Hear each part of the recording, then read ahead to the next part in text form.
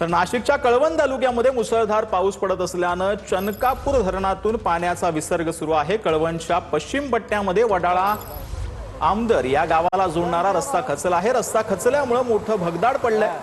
रस्ता खचल्यामुळे वाहतुकीवर परिणाम देखील झालेला आहे। अपघाताचा मोठा धोका निर्माण होऊ शकतो। तर नाशिकच्या कळवणमध्ये मुसळधार पाऊस झालेला आहे। वडाळा आमदर गावाला जोडणारा रस्ता खचल्याचं इथं पाहायला मिळते। यामुळे मोठा अपघात देखील होऊ शकतो अशी देखील शक्यता जी आहे ती वर्तवली जाते। रस्ता खचल्यामुळे वाहतुकीवर परिणाम झालेला आहे। अपघाताचा मोठा धोका देखील इथं निर्माण झाल्याचं पाहायला मिळतं।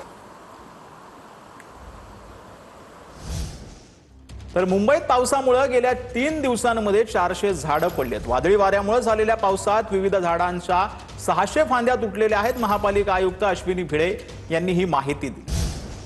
तर नाशिकच्या कळवण तालुक्यामध्ये मुसळधार पाऊस पडत असल्याने चनकापूर धरणातून पाण्याचा विसर्ग सुरू आहे। कळवणच्या पश्चिम पट्ट्यामध्ये वडाळा आमदर या गावाला जोडणारा रस्ता खचला आहे। रस्ता खचल्यामुळे मोठं भगदाड पडलंय। रस्ता खचल्यामुळे वाहतुकीवर परिणाम देखील झालेला आहे। अपघाताचा मोठा धोका निर्माण होऊ शकतो।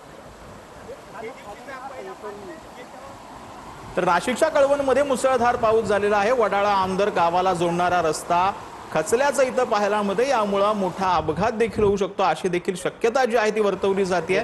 रस्ता खचल्यामुळे वाहतुकीवर परिणाम झालेला आहे। अपघाताचा मोठा धोका देखील इथं निर्माण झाल्याचं पाहायला मिळतं। तर मुंबईत पावसामुळे गेल्या 3 दिवसांमध्ये 400 झाडं पडलीत। वादळी वाऱ्यामुळे झालेल्या पावसात विविध झाडांच्या 600 फांद्या तुटलेल्या आहेत। महापालिका आयुक्त अश्विनी भिडे यांनी ही माहिती दिली।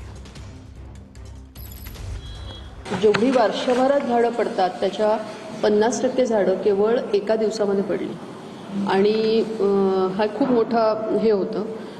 म्हणजे 2024 मध्ये 653 आणि 25 मध्ये जास्त पडली 855। म्हणजे झाडं ही पडतात। त्याच्यापूर्वी आपल्याकडे निसर्ग सायक्लोन होतं, तौक्ते होतं, त्यावेळेला तर झाडं जास्त पडलेली होती, परंतु ती विशिष्ट कारणाने होतं। याच्याशिवाय फांद्या पडतात। जेवढी झाडं पडतात साधारण तेवढ्याच फांद्या आपल्याकडे पडतात। मागच्या सगळ्या वर्षांचा हे काढला तरी सुद्धा 22 मध्ये झाडं 655 होती, फांद्या 867 होत्या।